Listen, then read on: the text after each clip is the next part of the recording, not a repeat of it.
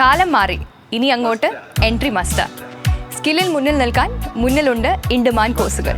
Entry, download the app now. Mohanlal cameos ശരിക്കും ഉപയോഗിക്കണം. Jailer is one classic example of one of the best cameos of Mohanlal.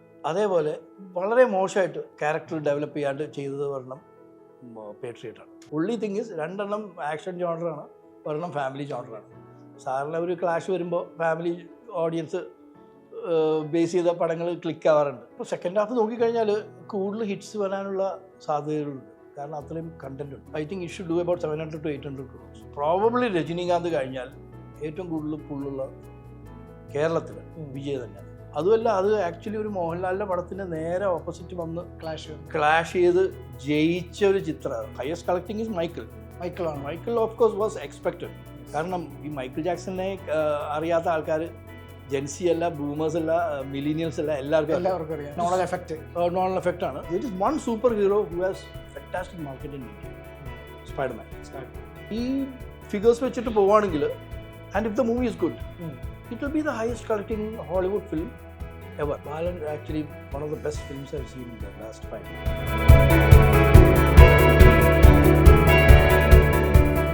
നമസ്കാരം.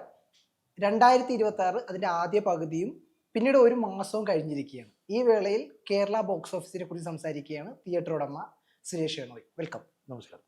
ഇപ്പോൾ 2026 ആദ്യ പകുതി കഴിഞ്ഞു, രണ്ടാം പകുതി സ്റ്റാർട്ട് ചെയ്ത് ഒരു മാസം കഴിഞ്ഞു. ഈ വേളയിൽ എങ്ങനെയാണ് ഇതുവരെയുള്ള ഈ ഒരു വർഷത്തെ മലയാള സിനിമയും അല്ലെങ്കിൽ തമിഴ് മറ്റു ഭാഷകളിലെ സിനിമകളുള്ള കേരള ബോക്സ് ഓഫീസിനെ എങ്ങനെ വിലയിരുത്തുന്നത്? ഇപ്പോൾ 2026 ഫസ്റ്റ് ഹാഫ് നോക്കിക്കഴിഞ്ഞാൽ ഏകദേശം 2025 അത്രയും തന്നെ കളക്ഷൻ വന്നിട്ടുണ്ട്. ആക്ച്വലി വന്നിട്ടുണ്ട്. കാരണം നമ്പർ ഓഫ് ഹിറ്റ്സ് കുറവാണെങ്കിലും ഒരു 3-4 വലിയ പടങ്ങൾ ഭയങ്കര മാസീവ് ഹിറ്റ്സ് ആയിരുന്നു. അപ്പോൾ അത് കാരണം ആ box office I think will range between 500 to 600 crores, which was same last year. കഴിഞ്ഞ വർഷവും ഓൾമോസ്റ്റ് അതേ റേഞ്ചിലേക്ക്, ഏകദേശം അതിൻ്റെ ആ റേഞ്ചിലേക്ക് വരും. അപ്പോൾ കഴിഞ്ഞ വർഷം ഈ ഫസ്റ്റ് ഹാഫിൽ കുറച്ച് എല്ലാ മാസവും തന്നെ തുടരെ നമുക്ക് പറയാവുന്ന ഒരു സർട്ടൻ ഹിറ്റ്സ് ഉണ്ടായിരുന്നു. ഇപ്പോൾ ഫെബ്രുവരിയിൽ ഓഫീസർ ഓൺ ഡ്യൂട്ടി വരുന്നു, മാർച്ചിൽ അങ്ങോട്ട് വരുന്നു, എമ്പുരാൻ വരുന്നുണ്ട്, ദെൻ തുടരും, ആലപ്പുഴ ജിംഖാന, അങ്ങനെയുണ്ട്. പക്ഷെ 2026 വന്നാൽ ചത്താപ്പച്ച കഴിഞ്ഞാൽ പിന്നെ ആട് 3 വരെ ഒരു വലിയൊരു ഗ്യാപ്പ്. ഇടയ്ക്ക് പ്രകമ്പനം പോലുള്ള സിനിമകൾ മാത്രമേ ഒരു ഹിറ്റ് വന്നിട്ടുള്ളൂ. അത് കഴിഞ്ഞാലും ശരി, പിന്നീട് സെട്ടൻ നല്ല വിജയങ്ങൾ ഉണ്ടായിട്ടുണ്ടെങ്കിൽ പോലും അങ്ങനെ ടോട്ടലി നോക്കുമ്പോൾ എങ്ങനെയാണ് അതിൻ്റെ ഒരു റേഷ്യോ? ഇപ്പം നിങ്ങൾ പറഞ്ഞ ഡേറ്റ കറക്റ്റാണ്. പക്ഷെ ഇതിൻ്റെ അകത്ത് വന്ന ഡിഫറൻസ് എന്താണെന്ന് വെച്ചാൽ, ഇപ്പം ജാനുവരിയിൽ ആണ് മറ്റേ ചത്തപ്പച്ച വന്നത്. That was A good hit. അത് കഴിഞ്ഞിട്ട് ഒരു ചെറിയൊരു ലള്ളുണ്ടായിരുന്നു. അത് കഴിഞ്ഞിട്ടാണ് ദൃശ്യം 3 വരുന്നത്, വാഴ വരുന്നത്. Those two were massive hits. പിന്നെ അത് കഴിഞ്ഞിട്ടും പിന്നെ അതിരടി വന്നു. അങ്ങനെ കുറച്ച് ഇത് കിട്ടി up to June. July starting has been quite bad. ഈ വർഷത്തെ ഏറ്റവും വലിയ സക്സസ് എന്ന് തന്നെ പറയാവുന്ന 2 സിനിമകൾ വാഴ 2, ദൃശ്യം 3. അതിൽ വാഴ 2 എന്ന് പറയുന്ന ഒരു, ദൃശ്യം 3 നമുക്ക് ഓൾമോസ്റ്റ് ഓക്കെ, ഇതൊരു ഭയങ്കരമായിട്ടുള്ള ഒരു ഹിറ്റ് സാധ്യത നമ്മൾ മനസ്സിൽ കാണുന്ന ഒരു സിനിമയാണ്. എന്നാൽ വാഴ 2 അങ്ങനെ അല്ലായിരുന്നല്ലോ. ഓക്കെ, ഇതൊരു ഹിറ്റായാൽ തന്നെ ഇതൊരു ഇൻഡസ്ട്രി ഹിറ്റ് ആകുമെന്ന് പ്രീ റിലീസ് അങ്ങനെ ആരും പ്രഡിക്റ്റ് ചെയ്യുന്ന ഒരു സിനിമയല്ല. ആ ഒരു സിനിമയുടെ ഒരു സക്സസ്, അതിൻ്റെ പിന്നിലുള്ള കാരണങ്ങൾ എന്തായിരിക്കും എന്നാണ് താങ്കളുടെ ഒരു വിലയിരുത്തൽ?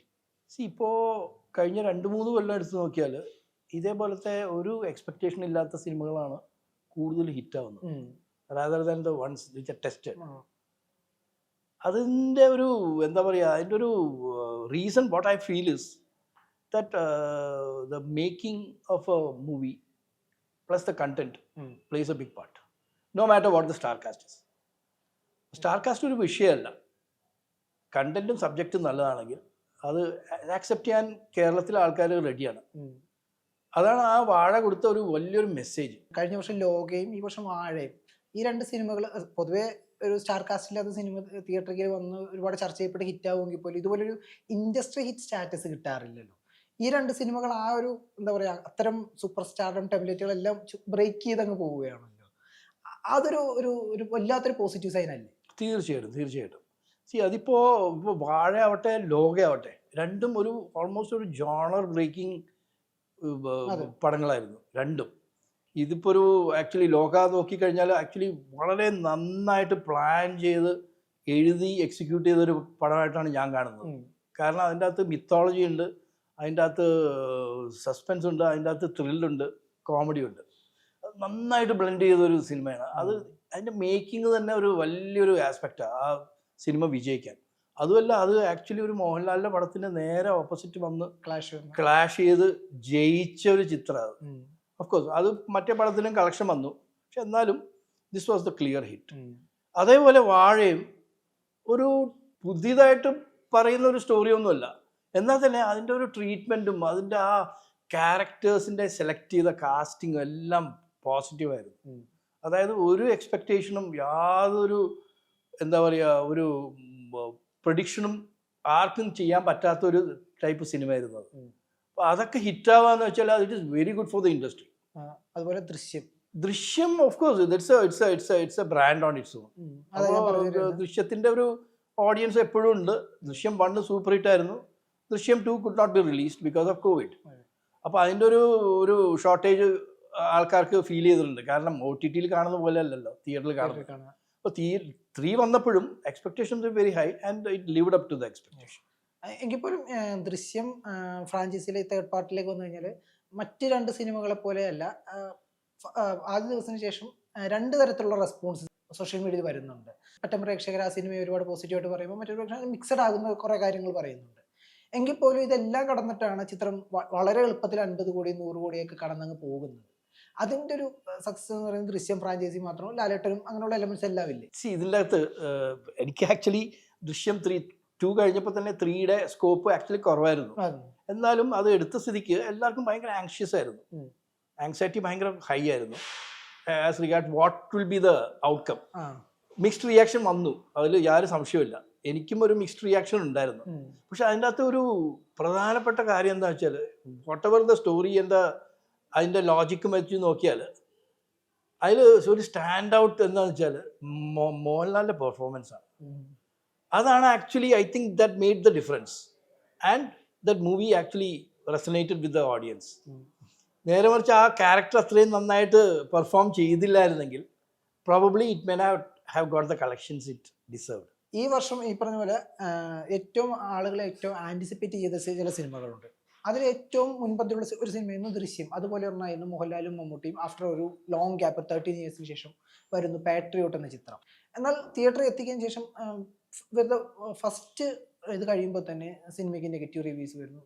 എന്തായിരുന്നു ആ സിനിമയുടെ ഒരു ഔട്ട്കമ്മിന് വന്ന പരാജയമായിട്ട്?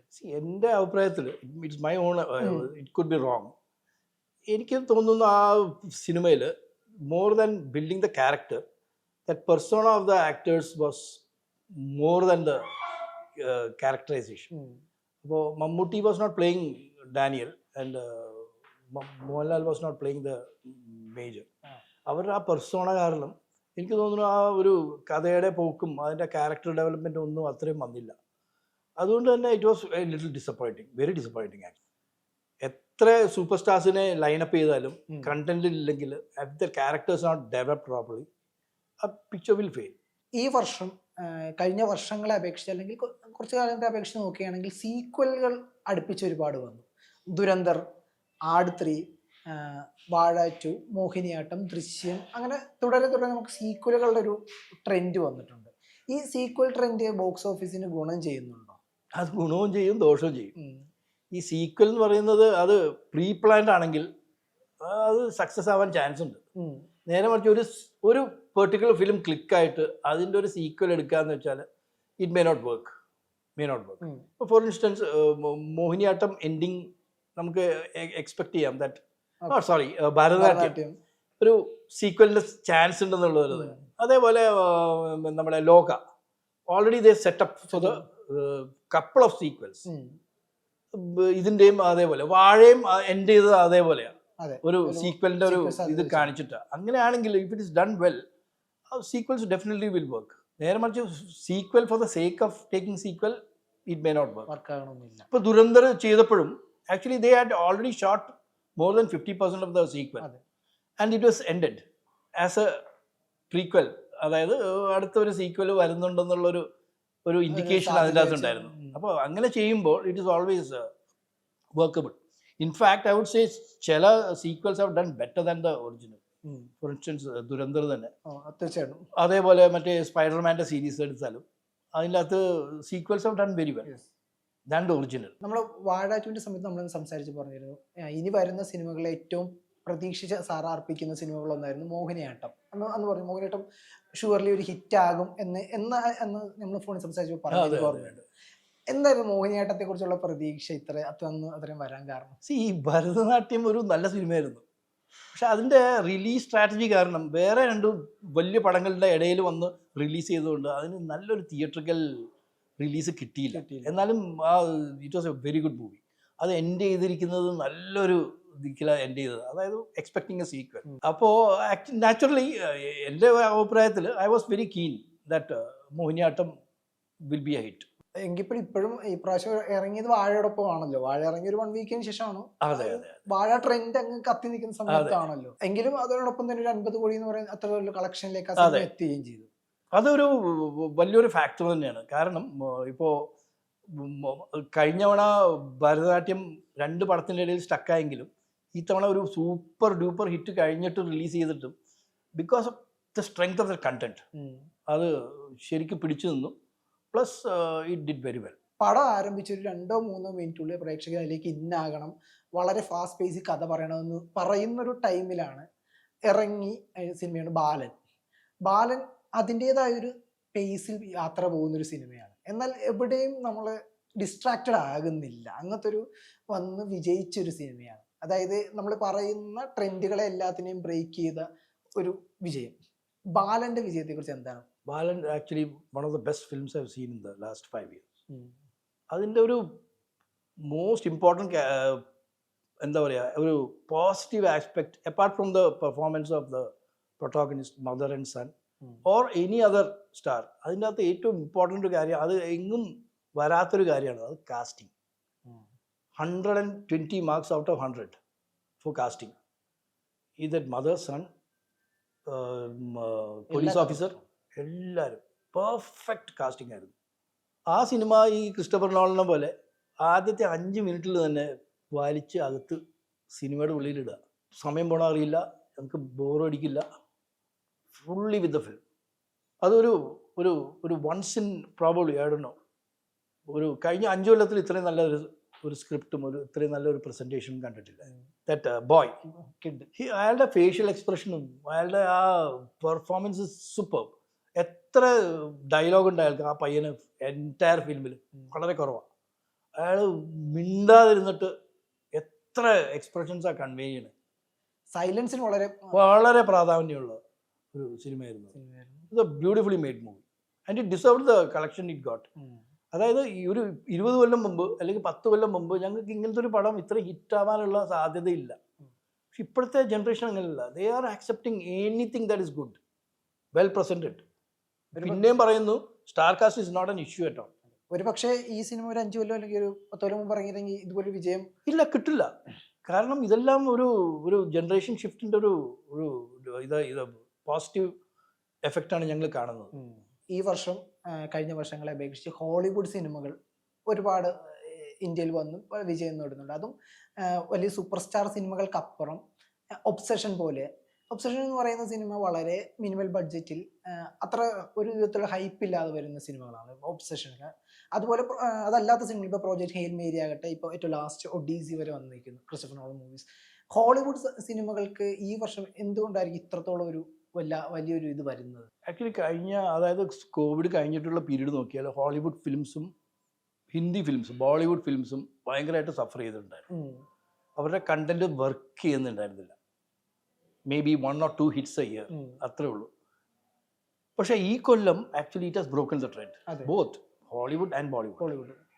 ഹോളിവുഡിൽ ആക്ച്വലി ഈ കൊല്ലം 5 or 6 in this period of 6 months ഒരു 5 സൂപ്പർ ഹിറ്റ് പടങ്ങൾ വന്നു, which is a record in it self.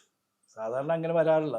ഒരു കൊല്ലത്തിലൊരു മാക്സിമം 2 or 4 സിനിമകളെ വർക്കാവുള്ളൂ, അതായത് big time. And the best part is ഇതിൻ്റെ അകത്ത് വർക്കായ പടങ്ങളെല്ലാം വളരെ ലോ കോസ്റ്റിൽ എടുത്ത സിനിമകളാണ് ആൻഡ് ബൈ ന്യൂ കമേഴ്സ്. അപ്പോൾ എഗെയിൻ ആ മലയാളത്തിൽ സെറ്റ് ചെയ്ത ട്രെൻഡ് പകർന്ന് ഹോളിവുഡിലേക്ക് വന്നു എന്ന് എങ്കിലും പറയാം. അതെ, മാത്രമല്ല ഈ ഹോളിവുഡ് സിനിമകൾ എല്ലാം തന്നെ ഡിഫറെന്റ് ജോണേഴ്സ് ആണ്. ഇപ്പൊ എല്ലാം ബാക്ക് റൂംസ് ആയാലും അല്ലെങ്കിൽ ഒബ്സഷൻ ആയാലും അത് ഒരു വേറെ kind of horror kind of genre വരുന്നു. ഒഡീസി എൻ്റയർലി ഡിഫറെന്റ് ജോണർ വരുന്നു, പല ബഡ്ജറ്റും. ചില സിനിമകൾ വളരെ ചെറിയൊരു സ്റ്റാർ കാസ്റ്റും അത്രത്തോളം അറിയപ്പെടാത്ത ഫിലിം മേക്കേഴ്സും വരും, ചിലത് വലിയ വലിയ സ്റ്റാർ കാസ്റ്റും ഫിലിം മേക്കേഴ്സും, അങ്ങനെ എന്താ പറയാ ഒരു ടോട്ടലി മിക്സ്ഡ് ജോണർ ആയിരുന്നു. ഇൻഫാക്ട് വലിയതായിട്ട് കളക്ട് ചെയ്ത ഒരു ചെറിയ പടം ഡെവിൾ വെയർസ് പ്രാഡ പാർട്ട് 2.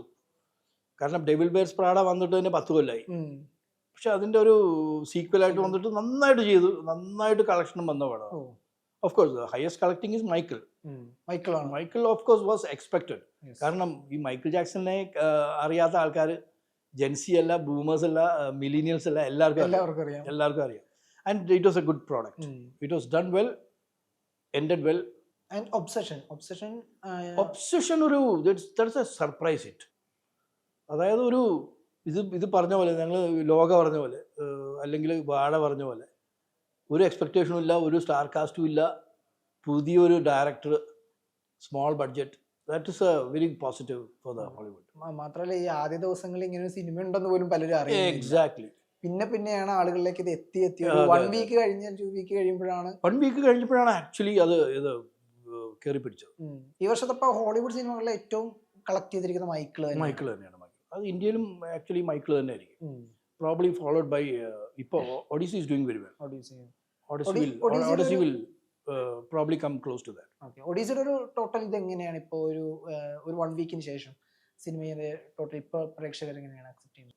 അപ്പോൾ കേരളത്തിൽ തന്നെ I think it has done more than 2 crores, 2 to 3 crores, which is for a Christopher Nolan film Nolan effect ആണ്. പക്ഷേ എന്നാലും it is a very good achievement. ഒഡീസിയിലേക്ക് വന്നു കഴിഞ്ഞാൽ അതിന് പറ്റുന്ന സ്ക്രീൻസ് ഒന്നും, അല്ലെങ്കിൽ ഒഡീസിയുടെ കൃത്യമായിട്ടുള്ള റേഷ്യോക്കുള്ള സ്ക്രീൻസ് ഒന്നും ഇന്ത്യയിൽ അങ്ങനെ ഇല്ല. അപ്പോൾ അതൊരു ചലഞ്ച് അല്ലേ? സ്ക്രീൻ റേഷ്യോ ഒക്കെ എന്താ പറയുക, അതൊക്കെ അതൊരു ഇപ്പോൾ ഒരു മാർക്കറ്റിംഗ് സ്ട്രാറ്റജി ആയിട്ടാണ് ഞാൻ കാണുന്നത്. കാരണം പണ്ട് ഫ്ലാറ്റിൽ നിന്ന് സിനിമാസ്കോപ്പിലേക്ക് വരാൻ 20 കൊല്ലം എടുത്തു. ഒരു 70s probably not even 70s, ഒരു ലേറ്റ് 60s ഈ സ്കോപ്പ് എന്ന് പറഞ്ഞൊരു ആസ്പെക്ട് റേഷ്യോയിലേക്ക് എല്ലാ തിയേറ്റേഴ്സും മാറുന്നത്. അത് കഴിഞ്ഞിട്ട് ഇതുവരെ, അതായത് 2024-5 വരെ എല്ലാ തിയേറ്ററിലും സ്കോപ്പ് ഫോർമാറ്റിലാണ് വരുന്നത്. സിനിമകളും സ്കോപ്പ് ഫോർമാറ്റിലാണ് വന്നുകൊണ്ടിരുന്നത്. പക്ഷെ ഇപ്പോൾ ഐ തിങ്ക് ഈ OTT വന്ന സ്ഥിതിക്ക് most of the films are made in flat ratio. കാരണം അവർക്കത് OTTയിലേക്ക് ട്രാൻസ്ഫർ ചെയ്യാൻ അങ്ങനെയാണെന്ന് തോന്നുന്നത്. ഈ ഫ്ലാറ്റ് റേഷ്യോ വന്നപ്പോഴാണ് ഈ ലാർജ് ഫോർമാറ്റും മറ്റേതും എല്ലാം കയറി വന്നത്. IMAX has already been there for long years. പക്ഷേ ഇന്ത്യയിൽ ആക്ച്വലി IMAX 70mm തിയേറ്റേഴ്സ് ഒന്നും തന്നെ ഇല്ല. അതെല്ലാം ഉണ്ടായിരുന്നു, 2 ഉണ്ടായിരുന്നു. ഒരെണ്ണം ബോംബെയിലും ഒരെണ്ണം ഹൈദരാബാദിലും. അത് original IMAX 70mm celluloid films use ചെയ്യുന്ന തിയേറ്റേഴ്സ് ആയിരുന്നു. അത് ഈ ഡിജിറ്റൽ പ്രൊജക്ടേഴ്സ് വന്ന പിന്നെ ഈ പ്രൊഡക്ഷൻ ഇൻ സെല്ലുലോയിഡ് 0 ആയി. അപ്പോൾ എല്ലാവരും പ്രൊജക്ഷൻ ചേഞ്ച് ചെയ്തു, ഡിജിറ്റലിലേക്ക് പോയി. ഡിജിറ്റലിലേക്ക് വരുമ്പോൾ എന്താ വെച്ചാൽ നിങ്ങൾക്ക് ആ 70mm കിട്ടുന്ന ആസ്പെക്ട് റേഷ്യോയും സൈസ് കിട്ടില്ല. അപ്പോൾ ഇറ്റ് വാസ് ലെസ്. അങ്ങനെയാണ് അത് ചെറുതായത്. അതാ ഈ ക്രിസ്റ്റഫർ നോളൻ്റെ പടത്തിന് ആ ഗ്യാപ്പും വരുന്നുണ്ട്. Even in IMAX digital theatres ആ ഒരു വരുന്നുണ്ട്. പക്ഷേ ഞാൻ ആക്ച്വലി പറയണത് എന്താ വെച്ചാൽ, once you get involve in the movie, once you get engaged, this makes no difference whether there is a gap in the side or whether you are inside the film. That is what Christopher Nolan has done. ആദ്യത്തെ 5 മിനിറ്റിൽ തന്നെ വലിച്ച് ആ സിനിമയുടെ ഉള്ളിൽ കൊണ്ടുവന്നിട്ട്, then it doesn't matter whether it is IMAX or scope or whatever. Duration doesn't make any difference. In fact അറിയില്ല, 3 മണിക്കൂർ പോകുന്നത് അറിയില്ല. ഇനി വരുന്ന ഒരു മേജർ ഹോളിവുഡ് റിലീസ് എന്ന് പറയുന്നത് സ്പൈഡർമാൻ ബ്രാൻഡ് ന്യൂ ഡേ ആണ്. എന്താണ് ആ സിനിമയെക്കുറിച്ചുള്ള ഒരു പ്രതീക്ഷ? കേരളത്തിലെ ബോക്സ് ഓഫീസിൽ വലിയ ചലനം ഉണ്ടാക്കുമോ ആ സിനിമ? തീർച്ചയായിട്ടും. സ്പൈഡർമാൻ്റെ എല്ലാ ഫ്രാഞ്ചൈസും right from first Spiderman was release in 2002. അത് കഴിഞ്ഞിട്ടുള്ള എല്ലാ റിലീസും റെക്കോർഡ് ബ്രേക്കിംഗ് കളക്ഷൻസ് ആയിരുന്നു. there is one superhero who has a fantastic market in India. Spider-Man. ഇതിപ്പോൾ ഓൾറെഡി 25 crores ക്രോസ് ചെയ്തു pre sales. It will definitely cross 60 crores. First day across India, 100%. ഈ figures വെച്ചിട്ട് പോവുകയാണെങ്കിൽ, and if the movie is good, it will B the highest collecting Hollywood film ever. Spiderman എന്നൊരു movie first ആദ്യം കളിച്ച ഒരു experience, ഒരു ഓർമ്മ, അങ്ങനെ എന്തെങ്കിലും പറയാനുണ്ടോ? തീർച്ചയായിട്ടും. ഞങ്ങൾ ഫസ്റ്റ് സ്പൈഡർമാൻ റിലീസ് ചെയ്തത് ഞങ്ങളുടെ കമ്പനി തന്നെയാണ്. വി ഹാഡ് ഡിസ്ട്രിബ്യൂഷൻ എത്താൻ. ശ്രീധറിലും അന്ന് ആകെ 10 പ്രിന്റ് ഉണ്ടായിരുന്നുള്ളൂ. 10 prints. It was in print format. 2002. അന്ന് ഡിജിറ്റൽ തിയേറ്റേഴ്സ് വന്നുകൊണ്ടിരിക്കുന്ന ഒരു ട്രാൻസിഷൻ പീരീഡാണ്. ചില തിയേറ്റേഴ്സിൽ ഉണ്ടായിരുന്നു. ഇൻഫാക്ട് ഞങ്ങളുടെ അവിടെ ഡിജിറ്റൽ പ്രൊജക്ടർ ഉണ്ടായിരുന്നു, ഫിലിം പ്രൊജക്ടർ ഉണ്ടായിരുന്നു. അങ്ങനെ ഒരു പീരീഡ് ഒരു 3-4 കൊല്ലം അങ്ങനെ പോയി. അപ്പോൾ ഇത് പ്രിന്റിലാണ് വന്നത്. 10 പ്രിന്റ് അവർ കേരളയ്ക്ക് അലോട്ട് ചെയ്തത്. ആ 10 പ്രിന്റ് മെയിൻ സ്റ്റേഷനിൽ കളിച്ചു കഴിഞ്ഞിട്ട് ചെറിയ നെക്സ്റ്റ് ബി സെൻറ്ററിൽ ഷിഫ്റ്റ് ചെയ്ത് കളിച്ച് പിന്നെ കളക്ഷൻ കൂടുതലായതുകൊണ്ട് വേറെ നോർത്ത് ഇന്ത്യയിൽ നിന്ന് പ്രിൻ്റൊക്കെ വരുത്തിയിട്ടാണ് കളിച്ചത്. അത് അന്നത്തെ കാലത്ത് ഒരു 2 കോടി രൂപ കളക്ട് ചെയ്തു. 2002 കാര്യം പറയണത്. It was one of the highest collection for, അതായത് ജെയിംസ് ബോണ്ടിൻ്റെ സിനിമയുടെ കളക്ഷനേക്കാളും കൂടുതൽ വന്ന കളക്ഷനാണ് സ്പൈഡർമാൻ 1. അന്ന് മുതൽ സ്പൈഡർമാനിന് ഭയങ്കര മാർക്കറ്റാണ് കേരളത്തിൽ. ഈ വർഷത്തെ തമിഴ് സിനിമകളുടെ ഒരു അനാലിസിസ് എങ്ങനെയാണ് കേരള ബോക്സ് ഓഫീസിൽ? പൊതുവെ നമുക്ക് ഒരുപാട് തമിഴ് സിനിമകൾ നമ്മൾ അക്സെപ്റ്റ് ചെയ്യുന്ന ഓഡിയൻസ് ആണ്. നല്ല കളക്ഷൻസ് എപ്പോഴും തമിഴ് സിനിമകളിൽ നമുക്ക് കിട്ടാറുണ്ട്. ഈ വർഷത്തെ ഒരു സ്റ്റാറ്റിസ്റ്റിക്സ് എങ്ങനെയാണ് നോക്കുക? ഇത്തവണ എക്സ്പെക്ട് ചെയ്ത പടങ്ങളൊന്നും കാര്യമായിട്ട് ഓടിയിട്ടില്ല. അതിൽ സർപ്രൈസ് എലമെന്റ് ബ്ലാസ്റ്റ് തന്നെയാണ്. ബ്ലാസ്റ്റിൽ സ്റ്റാർ കാസ്റ്റ് ഇല്ല. 20 കൊല്ലം മുമ്പ് റിട്ടയർ ചെയ്ത ആക്ടേഴ്സൊക്കെയാണ് അതിനകത്തുള്ളത്. ആർക്കും ഒരു എക്സ്പെക്റ്റേഷനും ഉണ്ടായിരുന്നില്ല. പക്ഷെ അത് കപ്പ് കൊണ്ടുപോയി. കറുപ്പ് കേരളത്തിൽ എങ്ങനെയായിരുന്നു ടോട്ടലി? കേരളത്തിൽ നല്ല കളക്ഷൻ വന്നത്. I think it must have done more than 10 or 15 crores. അപ്പോൾ അത് ഇനി വരുന്ന സിനിമകൾക്ക്, അതായത് വിശ്വാസ് ആൻഡ് സൺസ് എന്ന സിനിമ വരുന്നുണ്ട്, ആ സിനിമയ്ക്ക് ഒരു പോസിറ്റീവ് ഫാക്ടറായിട്ട് മാറില്ലേ? തീർച്ചയായിട്ടും. കാരണം 2 ഫ്ലോപ്പ് കഴിഞ്ഞിട്ടാണ് ഒരു കറുപ്പ് വന്നത്. അതെ. കറുപ്പിന് കാര്യമായിട്ട് ആരും ഒന്നും എക്സ്പെക്ട് ചെയ്തില്ല.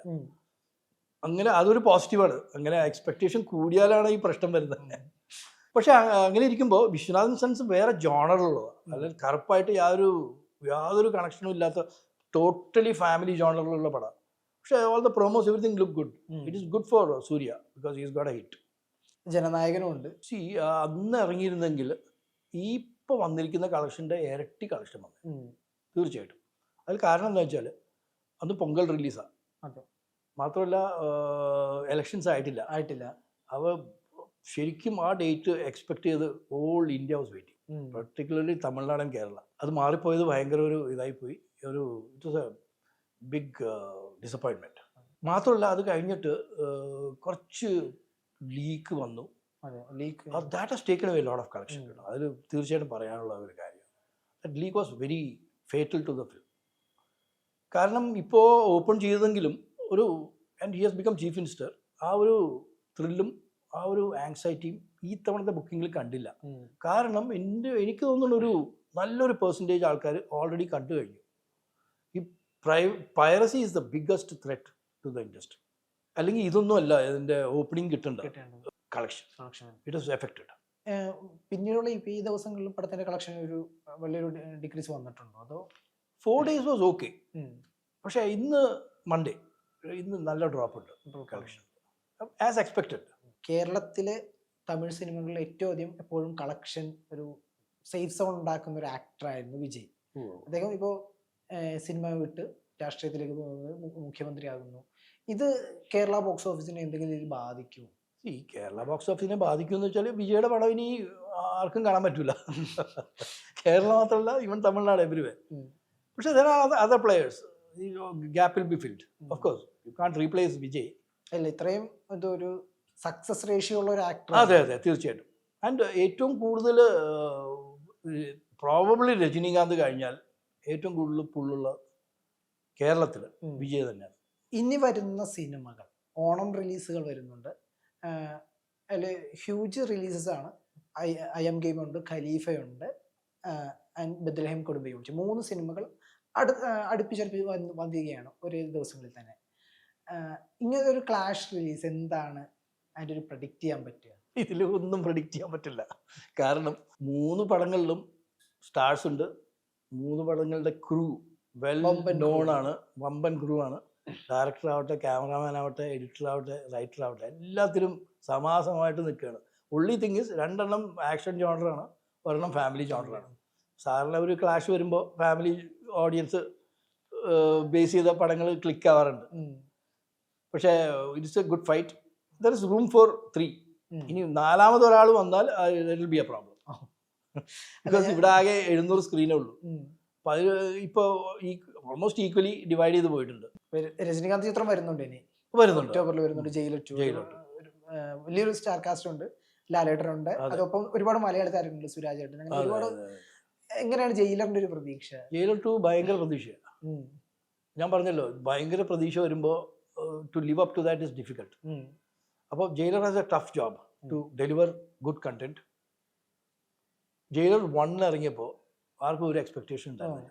കാരണം നെൽസന്റെ ഇതിന് മുമ്പുള്ള പടം ബീസ്റ്റ് വളരെ മോശമായിരുന്നു. പിന്നെ രജനീകാന്തിന്റെ 2 പടങ്ങൾ, അതിന് മുമ്പ് വന്ന 2 പടങ്ങൾ പരാജയമായിരുന്നു. അണ്ണാത്തെയും. അതെ, അതുകൊണ്ട് രജനീകാന്തിന്റെയും നെൽസന്റെയും ഗ്രാഫ് താഴെ നിൽക്കുമ്പോഴാണ് ജയിലർ വരുന്നത്. ജയിലർ സൂപ്പർ ഹിറ്റായിരുന്നു. Jailer content super. 2 ഭയങ്കര എക്സ്പെക്ടേഷനാണ്. ഹാവ് ടു മെയിൻറ്റെയിൻ അതിനപ്പുറത്തേക്ക് പോകണം, ഇല്ലെങ്കിൽ ചലഞ്ചാണ്. അതെ അതെ. അതിൻ്റെ അകത്ത് നല്ല ഒരു സ്ക്രിപ്റ്റ് പ്രസന്റ് ചെയ്താൽ മതി, നന്നായിട്ട്. അത്ര വേണ്ടു. ഒരു ഔട്ട്ലാൻഡിഷ് ആയിട്ട് ആക്ഷനും മറ്റേതൊന്നും ഇല്ലാണ്ട്, if the script is good it work. അത് ജയിലർ 1ന്റെ ഒരു ഇതെന്താ വെച്ചാൽ ആക്ഷൻ വാസ് ബിലീവബിൾ. ആൻഡ് അതിൻ്റെ അകത്ത് മോസ്റ്റ് ഇമ്പോർട്ടൻ്റ് എന്താണെന്ന് വെച്ചാൽ most of the action was done by the other artist, not Rajinikanth. അതെ, കൂടെ ഉള്ളവർക്കാണ് സ്പേസ് ഉണ്ട്. All the heavy lifting was done by them and he was just leading them, which is good. അതേപോലെ ചെയ്താൽ മതി ഇതിലും. വേറെ കാര്യം, മോഹൻലാൽ അതിൻ്റെ അത്ര വലിയൊരു ഫാക്ടർ ആകുമല്ലോ ജയിലർ 2 വരുമ്പോൾ. തീർച്ചയായിട്ടും. ഈ മോഹൻലാൽ ക്യാമിയോസ് അതെങ്ങനെയാണ് ബോക്സ് ഓഫീസിന്റെ ഒരു? മോഹൻലാൽ ക്യാമിയോസ് ശരിക്കും ഉപയോഗിക്കണം, should use. Jailer is one classic example of one of the best cameos of Mohanlal. In fact ജയിലറിൽ തന്നെ 3-4 സൂപ്പർ സ്റ്റാർസ് വേറെ ഉണ്ട്. പക്ഷെ ഏറ്റവും നന്നായിട്ട് പ്രസന്റ് ചെയ്തത് മോഹൻലാലിന്റെ ക്യാരക്ടർ മാത്യു. അതേപോലെ വളരെ മോശമായിട്ട് ക്യാരക്ടർ ഡെവലപ്പ് ചെയ്യാണ്ട് ചെയ്തത് പറഞ്ഞാൽ പേട്രിയറ്റാണ്. ഒരു ക്യാരക്ടറും ഡെവലപ്പ് ചെയ്യാണ്ട് ചെയ്തൊരു ഇതാണ്. അപ്പോൾ അതുകൊണ്ട് മോഹൻലാലിന്റെ ക്യാമിയോ നല്ലോണം ഉപയോഗിച്ചാൽ അതിന് നല്ല റിസൾട്ട് തന്നെ വരുള്ളൂ. കളക്ഷൻ തീർച്ചയായിട്ടും. എനിക്ക് തോന്നുന്നു ഈ അടുത്ത കാലത്ത് കണ്ടതിൽ ഏറ്റവും നല്ല ക്യാമിയോസ് പ്രസന്റ് ചെയ്തതും അത് സക്സസ് ആയതും ലോകയിലാണ്. വോയിസ് കൊണ്ട് മാത്രം. വോയിസ് മാത്രമല്ല, ഓരോ cameo placed so well. Correct ടൈമിനും കറക്റ്റ് ആ ഒരു സ്ക്രീൻ ടൈമും കൊടുത്തിട്ട് ഇറ്റ് റിയലി വർക്ക്ഡ് വെൽ. ഒരു സൂപ്പർ സ്റ്റാർ ക്യാമിയോ അല്ലെങ്കിൽ നമ്മൾ പ്രതീക്ഷിക്കാത്ത ഒരു അത്യാവശ്യം സ്റ്റാർഡുള്ള ഒരു ആക്ടറുടെ ഒരു ക്യാമിയോ സിനിമ അപ്ലിഫ്റ്റ് ചെയ്യാമെന്ന് കരുതുന്ന ഒരു ട്രെൻഡ് പോലെ വരുന്നുണ്ടോ? ക്യാമിയോ ട്രെൻഡ് പണ്ടും ഉണ്ടായിരുന്നതാണ്, ഇപ്പോഴും ഉണ്ട്. അത് ഇപ്പൊ കുറച്ച് കൂടുതലാണെന്ന് മാത്രം. പക്ഷെ ഞാൻ പറഞ്ഞില്ലേ, അത് ക്യാമിയോ എപ്പോഴും ക്ലിക്ക് ആവണമെന്നില്ല. ഇറ്റ് ഹാസ് ടു ബി, ഞങ്ങൾ മെയിൻ ക്യാരക്ടറിന് കൊടുക്കുന്ന അത്രയും തന്നെ ഇമ്പോർട്ടൻസ് ആ ക്യാമിയോയിൽ കൊടുത്താൽ, even though the screen time is less, നന്നായിട്ട് അത് പ്ലേസ് ചെയ്താൽ ഇറ്റ് വിൽ വർക്ക് വണ്ടേഴ്സ്. ഈ ഫസ്റ്റ് ഹാഫ് കഴിഞ്ഞ ശേഷം ഈ സെക്കൻഡ് ഹാഫിലേക്ക് എത്തുമ്പോൾ, 2026 സെക്കൻഡ് ഹാഫിലേക്ക് എത്തുമ്പോൾ എന്താണ് സിനിമകളെ കുറിച്ചുള്ള പ്രതീക്ഷകൾ? ടോട്ടൽ ഔട്ട്ലുക്ക് എങ്ങനെയാണ്? ഈ വർഷം എങ്ങനെ എത്തുമായിരിക്കും? ഇപ്പോൾ സെക്കൻഡ് ഹാഫ് നോക്കിക്കഴിഞ്ഞാൽ കൂടുതൽ ഹിറ്റ്സ് വരാനുള്ള സാധ്യതകളുണ്ട്. കാരണം അത്രയും കണ്ടന്റ് ഉണ്ട്. അപ് ടു ഡിസംബർ നല്ല കണ്ടന്റാണ്. In fact better than the first half. I think it should do about 700 to 800 crores ഈ വർഷം സെക്കൻഡ് ഹാഫിൽ ഉണ്ടാക്കാൻ പറ്റും. അതിൽ തന്നെ ഏറ്റവും ഒരു പ്രതീക്ഷ നിങ്ങൾ നൽകുന്ന സിനിമകൾ ഏതൊക്കെയായിരിക്കും? ഇതിലിപ്പോൾ ഞാൻ നമ്പർ 1 നമ്പർ 2 ആയിട്ടല്ല പറയണേ. അതായത് ആ മാസങ്ങൾ വരുന്നതിൻ്റെ ഇത് വെച്ചിട്ട് നോക്കുകയാണെങ്കിൽ ഇപ്പോൾ ഉന്മാദം റിലീസ് ഉണ്ട്. അതിന് ഒരു നല്ലൊരു ഓഡിയൻസ് കിട്ടാനുള്ള സാധ്യതയുണ്ട്. Looks good, content will be good. പിന്നെ വരുന്നത് ഈ തുടക്കം, അതൊരു മോഹൻലാലിൻ്റെ മകളുടെ കന്നിപ്പടമായതുകൊണ്ട് അതിനൊരു നല്ലൊരു ആങ്ഷ്യസ് ഒരു നേച്ചർ ഉണ്ട്. പിന്നെ ഉള്ളത് ഓണം റിലീസസ് വരുന്നു.